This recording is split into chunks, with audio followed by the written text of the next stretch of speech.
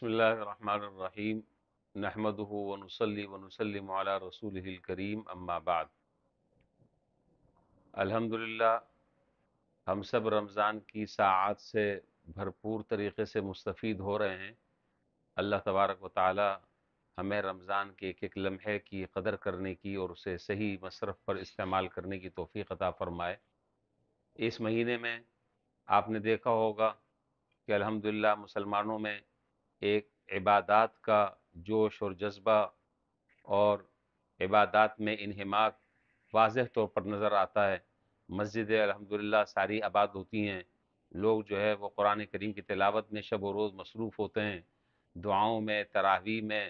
تہجد میں ہر آدمی مصروف رہتا ہے۔ الحمدللہ ہر آدمی اپنی سمجھ سے بہت سارے کام کر رہا ہوتا ہے، جسے جو چیز سمجھ آ رہی ہوتی ہے بہتر انداز سے اسے وہ کرنے کی کوشش کرتا ہے۔ حدیث میں جناب نبی کریم صلی اللہ علیہ وسلم نے ارشاد فرمایا کہ رمضان المبارک میں 4 چیزوں کی کثرت کرو، رمضان المبارک میں 4 چیزوں کی کثرت کرو۔ اس میں سے سب سے پہلی چیز جس کا ذکر فرمایا وہ ہے لا الہ الا اللہ۔ لا الہ الا اللہ کی کثرت کرو۔ کہنے میں یہ جملہ اور یہ کلمہ بڑا آسان ہے، لیکن اس کے اندر جو جامعیت اور معنویت ہے وہ اس کو الفاظ میں بیان نہیں کیا جا سکتا۔ یہی وہ ایک کلمہ ہے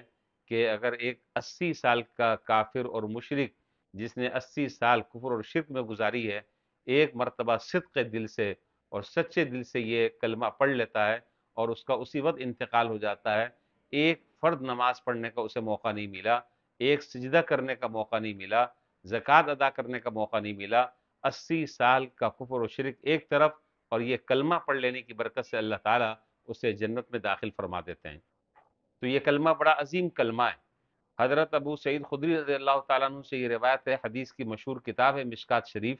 اس میں یہ روایت ہے کہ ایک مرتبہ حضرت موسیٰ علیہ السلام نے اللہ تعالیٰ کی بارگاہ میں درخواست کی کہ اے اللہ مجھے آپ کوئی ایک ایسی دعا بتلا دیں، ایک ایسا کلمہ تلقین فرما دیں کہ جس کلمے کو میں پڑھ کر آپ سے دعا کر لوں اور جس کلمے کو پڑھ کر آپ کا مجھے تقرب نصیب ہو جائے، آپ کا قرب نصیب ہو جائے۔ اللہ تعالیٰ نے جواب میں ارشاد فرمایا کہ وہ یہ کلمہ ہے لا الہ الا اللہ، یہ پڑھا کرو۔ حضرت موسیٰ علیہ السلام نے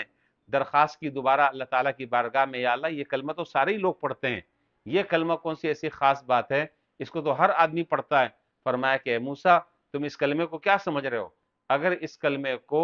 ایک پلڑے میں رکھ دیا جائے اور دوسرے پلڑے میں 7 آسمانوں کو اور اس میں تمام جتنی مخلوقات ہیں ان کو،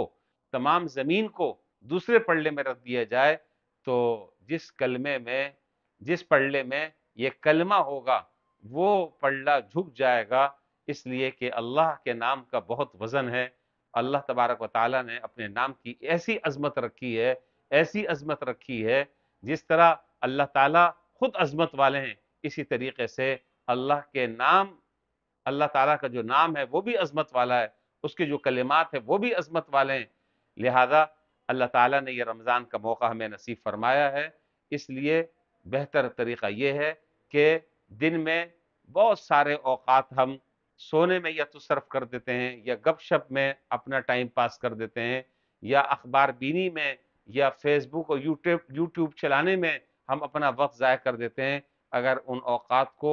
ان چیزوں سے بچا کر، ان خرافات سے بچا کر اگر اس کلمے میں ہم پڑھنے میں اپنا وقت لگا دیں اور اس کلمے کو کثرت سے ہم پڑھیں، تو اللہ تعالیٰ کی ذات سے امید ہے کہ انشاءاللہ اس کلمے کے پڑھنے کا الگ ثواب، پھر رمضان مبارک میں اس کلمے کو پڑھنے کا ڈبل تبل ثواب، تو اللہ تعالیٰ نے یہ موقع دیا ہے اور یہ مبارک مہینہ اللہ تعالیٰ نے ہمیں عطا فرمایا ہے، اس لیے اس سے صحیح طریقے سے ہمیں فائدہ اٹھانا چاہیے اور کثرت سے اس کلمے کا ہمیں ورد کرنا چاہیے، آتے جاتے اٹھتے بیٹھتے سوتے جاگتے اس کلمے کو اپنا وظیفہ بنانا چاہیے اور اس کو اپنے لیے حرز جاں بنانا چاہیے۔ تو 4 چیزیں حدیث میں فرمائی کہ اس کی کثرت کرو۔ آج تو بس ایک مختصر سا جو پیغام جو مجھے دینا تھا وہ میں نے آپ حضرات کے سامنے وہ پیغام اپنا رکھ دیا اور اپنی دل کی آواز آپ تک پہنچا دی کہ اس کلمے کی ہمیں کثرت کرنی چاہیے اور کثرت سے اس کلمے کو ہمیں پڑھنا چاہیے۔ اللہ تعالیٰ اس کلمے کی ہمیں برکات نصیب فرمائے۔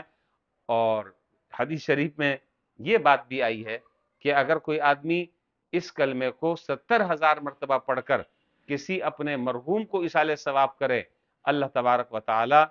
उसके लिए जन्नत को वाजिब करार दे देते हैं और अल्लाह ताला उसकी बख्शिश का फैसला फरमा देते हैं। ये कलमा ऐसा कलमा है,